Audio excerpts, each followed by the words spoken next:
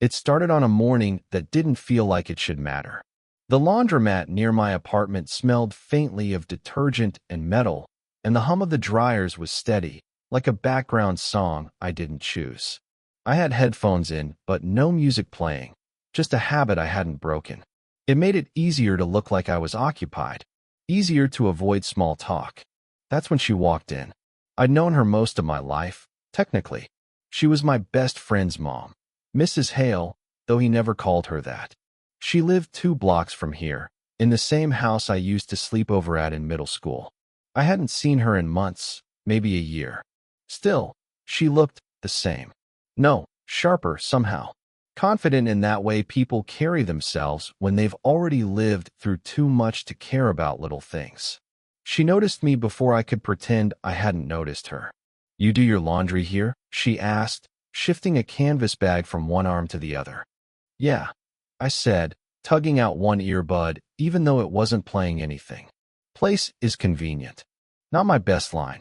She smiled like she knew that, like she'd expected nothing more, nothing less. Then she loaded her clothes into the machine next to mine, even though most of the others were free. We fell into a rhythm, her folding neatly, me pretending to. She asked about school, about work. I gave short answers. My hands kept smoothing the same t-shirt twice, 3 times. "You always were the quiet one," she said eventually, almost like she was talking to herself. I shrugged. Guess I still am. Something in her eyes lingered there, like she wanted to say more but stopped herself. She went back to folding, precise and calm, while I couldn't keep from noticing her hands. The way her fingers pressed down the edge of a shirt, the little pause before she stacked it. A dryer buzzed. I didn't move. Neither did she. We let the noise fade until it was just the 2 of us again, surrounded by the hum. At one point, she glanced at my basket and pulled out a sweatshirt I hadn't gotten to. "You always crumple these," she said, shaking her head, but gently, not scolding. She folded it in half, then in half again, her fingers brushing the fabric like it was a habit. "You'll thank me someday." It should have been ordinary, a neighborly kindness, nothing else. But the way she smoothed down the sleeve, slow and deliberate, made me swallow hard. I wanted to say something, anything, but the words clung to the roof of my mouth. Instead, I asked, "Do you come here often?" and immediately hated myself for sounding like some tired cliché. She laughed, quiet and low. "No, my machine broke this week. Lucky for you, I guess." I don't know why she added that last part. Or maybe I do, and that's why I can't stop thinking about it. By the time she left, my clothes were still damp, but I followed her out anyway, carrying the basket like it weighed more than it did. She touched my arm lightly, just enough for me to notice, not enough for anyone else. And then she said it, almost in passing, almost like a warning. "This stays between us." She didn't explain, didn't need to. I stood there in the sunlight, watching her walk back toward the street I used to ride my bike down as a kid, and felt a silence settle in me that wasn't empty at all. That night, when I opened my phone, I found a message I hadn't expected. Short, simple, from her. "Same time next week." I told myself I wouldn't go back. But a week later, there I was, folding shirts I didn't need washed just to make it look natural. She walked in like she had every right to, carrying that same canvas bag, and for a moment, I wondered if she'd been waiting to see if I'd show. We didn't talk at first. Just the sound of machines starting up, coins clinking, fabric shuffling. But then she said, almost casually, "I haven't been here since college." I glanced up.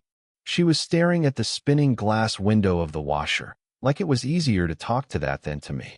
"Back then, I lived in an apartment with your dad. He and I were barely making rent, so we had to ration quarters." I blinked. I hadn't known that. She never mentioned my dad around my friend, never really mentioned her own past either. And I realized she wasn't just telling me a story. She was showing me something private, something I wasn't supposed to hold. "That was before your friend," she added quickly, then smiled in that careful way. "Feels like another life." I wanted to ask more, but the words knotted in my throat. All I managed was, "You miss it." Her laugh was soft, Not joyful exactly, but honest. I miss how simple it seemed, not how it really was. The silence stretched, long enough for me to notice the condensation on my cup, the way her hair brushed her cheek when she leaned forward. I thought about what my friend would say if he walked in right now. The idea made me shift uncomfortably, folding the same pair of jeans twice.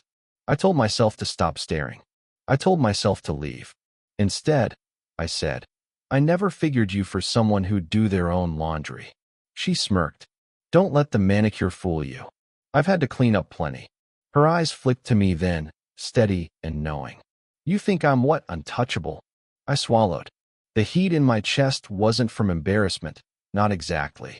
No, just different. She leaned back, resting her hands on her knees. Different is just another way of saying, I don't belong here. I wanted to tell her she did, that she belonged more than anyone I knew. But I didn't. I just pressed my lips together and nodded, like I understood.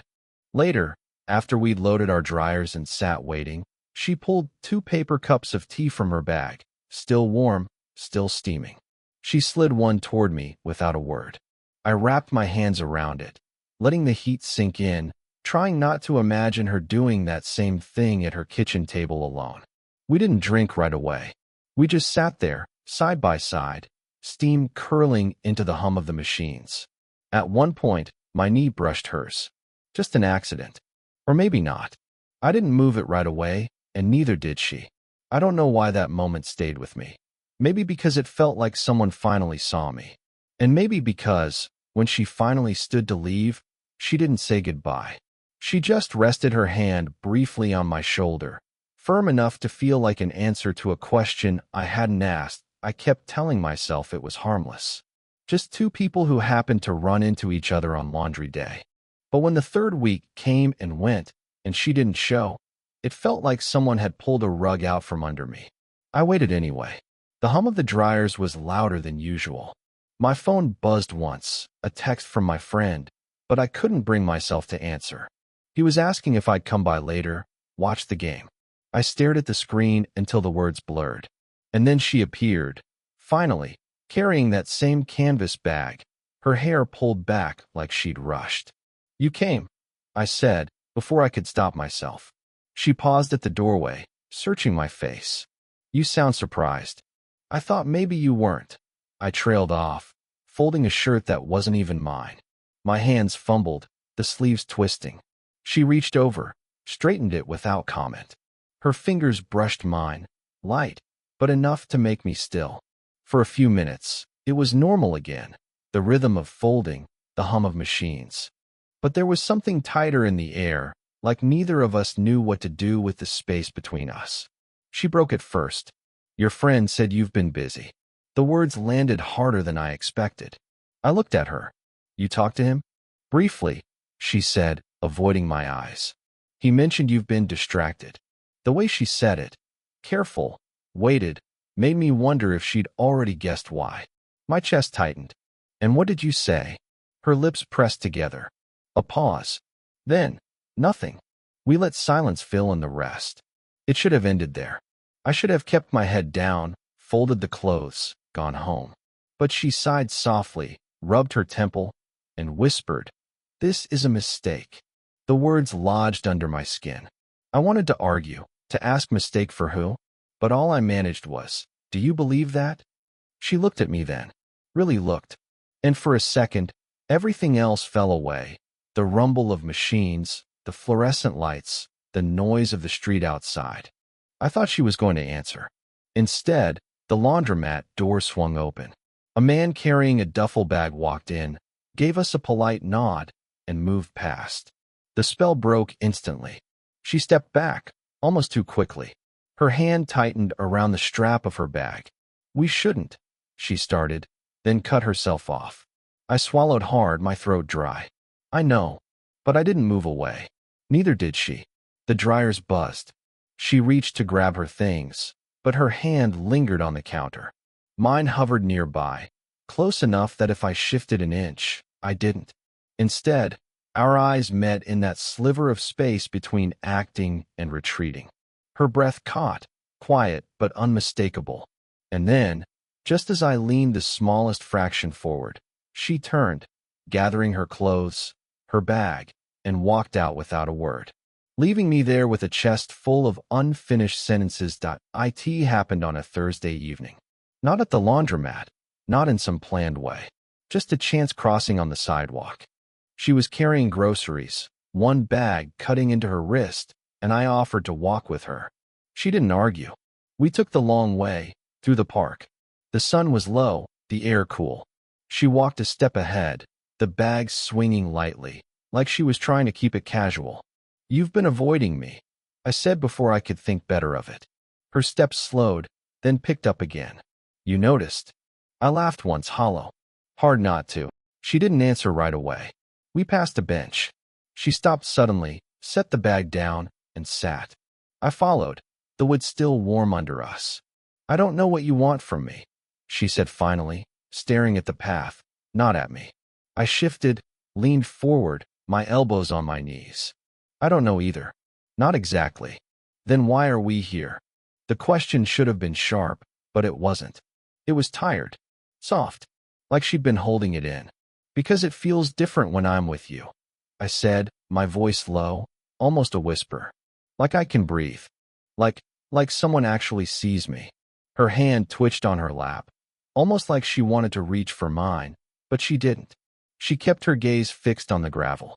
"This is wrong," she murmured. "You know that." "I know what it looks like," I said quickly. "Your son's friend. Too young. Too close." But I stopped myself. Words piled up in my chest, all the things I wanted to spill out. That I thought about her laugh when I was alone. That I replayed the brush of her hand like it meant more than it should. That the silence after she left always felt louder than the room itself. Instead, I just shook my head. But I can't pretend it doesn't matter. The park around us was quiet.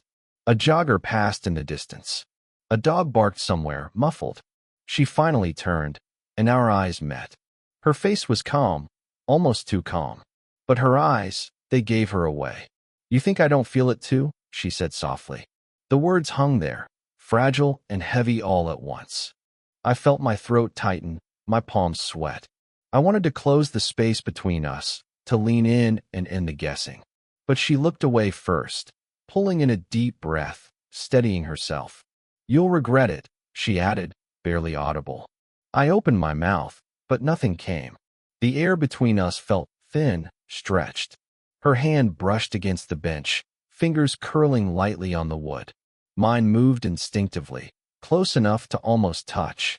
I could have. I wanted to. Instead, I asked, "Would you?"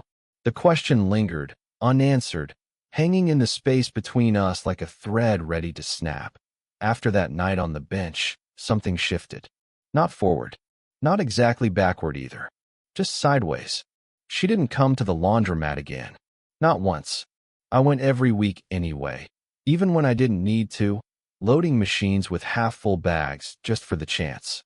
Each time I told myself it was the last, but the hum of the dryers became a kind of ritual, waiting in case she walked in. She never did. Days stretched. I'd catch myself glancing down her street when I passed, pausing a second longer by her gate. Once, I saw her car in the driveway but the blinds drawn tight. Another time, I thought I heard her laugh from inside. I didn't knock. My phone buzzed a few times with my friend's name. I ignored it. When I finally picked up, he asked why I'd been distant. "You're different, man. Is everything okay?" he said, his voice casual, but the kind of casual that hides concern. I said yes. Too quickly. That night, lying awake, I stared at the unsent draft of a message I'd written days before. I keep thinking about that night. My thumb hovered over send. I locked the screen instead. When I did finally see her, it wasn't how I imagined. I was walking home from class, and she was getting into a car, a man in the driver's seat, older, hand resting easy on the wheel like it belonged there. She laughed at something he said, the kind of laugh that seemed practiced, a little too bright. She didn't see me. I froze, watching as she pulled the seat belt across her chest, her hair catching the light. Then the door closed, and they drove away. I stood on the sidewalk until my chest felt tight. Not jealous, not exactly. Just erased. like whatever had been growing between us had been folded up and tucked away, out of sight. Later that evening, I almost walked to her house. I pictured it, standing at her door, waiting for her to open it, asking who was he, but the image unraveled before it reached the end. I couldn't do it. Instead, I sat in my apartment, the glow of my phone screen lighting up the room. I opened her contact, typed 3 different messages, erased each one. The last draft just said, "I miss." I stopped, deleted it. Put the phone face down on the table. I didn't feel heartbroken. I felt paused, like life forgot to finish the sentence. And for the first time, I wondered if maybe it would stay that way. It wasn't planned. I was walking home late, the sky heavy with clouds, when I saw her porch light on. Not just on, flickering, like it hadn't been changed in weeks. Her car was there, but the blinds only half drawn. Before I could stop myself, I was at her door. My hand hovered over the wood, almost knocking, almost retreating. And then the door opened. She stood there, holding a dish towel, like she'd just been drying her hands. For a second, neither of us spoke. Her face was calm, but I could see the surprise in her eyes, and something else layered under it, something she was trying not to show. "You shouldn't be here," she said softly. "I know." She didn't step aside, didn't close the door either, just stood there, blocking the threshold like a line she wasn't sure she wanted to draw. "I saw you," I said finally. "The other night. With him." Her lips parted, but no sound came. Then she exhaled slowly. "An old friend. That's all." I nodded, though the knot in my chest didn't loosen. "You don't have to explain." "Then why did you come?" The question hung heavy. I rubbed my thumb against my palm, a nervous habit I hadn't outgrown. "Because if I didn't, I don't think I'd see you again." Her eyes flicked down, then back to me. "Maybe you weren't supposed to." Silence again. Just the hum of her fridge drifting from the kitchen. "I don't want this to be a mistake," I said, the words breaking free before I could choke them back. "I don't want to keep pretending it doesn't matter. Not to me." She gripped the dish towel tighter, twisting it once, twice. "You don't know what you're asking for." "Then tell me," I said. "Tell me what I'm asking." Her shoulders slumped, like she'd been carrying something too heavy for too long. She leaned against the doorframe, her voice low. "You're asking me to risk everything. My son, my life the way it is. You're asking me to step into something I can't explain, not even to myself." I swallowed hard. "And if I told you I already have? That I already feel it, and I can't unfeel it." Her eyes softened then, just slightly. She let go of the towel, let it fall to the floor. The air between us was thinner now, fragile. She reached out, hesitated, then touched my hand. Not a dramatic grab, just her fingers resting against mine, light, steady, real. I didn't move. I didn't need to. Her voice barely carried above a whisper. "Okay." And in that small word, not a promise, not a declaration, just acceptance, I felt the ground shift. It didn't happen all at once. There was no sudden announcement, no clear line where we went from silence to something else.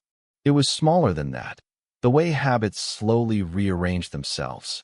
I stopped going to the laundromat every Tuesday at 8:47 a.m. The machine still hummed without me, but I didn't need to wait there anymore. Instead, I found myself at her kitchen table, sipping the tea she always made too hot, steam curling between us. Sometimes we talked, sometimes we didn't. The quiet was never empty. One night, weeks after that doorstep moment, we walked through the park again. We passed the same bench. She paused, resting her hand on the wood, like she remembered too. "You ever think about that night?" I asked. Her smile was small, knowing. "Only every time I passed this bench." We didn't sit. We didn't need to. Just standing there was enough, an acknowledgement of what almost happened and what finally did. I still caught myself hesitating sometimes, wondering what my friend would say, if he noticed how often I found excuses not to stay late at his place. But then I'd remember her hand reaching for mine, or the way she looked at me when she thought I wasn't paying attention, and the doubts would soften. Life didn't turn cinematic. She still had groceries to carry, laundry to fold, work to stress over. I still had classes, shifts, and long nights writing papers I didn't care about. But in between those ordinary things, there was this. Her setting a mug of black coffee in front of me before I asked. Me leaving my sweatshirt on her chair because I knew she'd fold it neater than I ever could. Small things, steady things. The kind you don't notice until you realize you'd miss them if they were gone. One morning, I woke to a message from her, running late. Put the kettle on for me. I read it twice, smiling before I even moved. It wasn't a confession. It wasn't dramatic. But it was hers. And it was mine to keep. Later, when she walked in, hair pulled back, eyes tired but warm, she gave me that look, the one that said we were past pretending.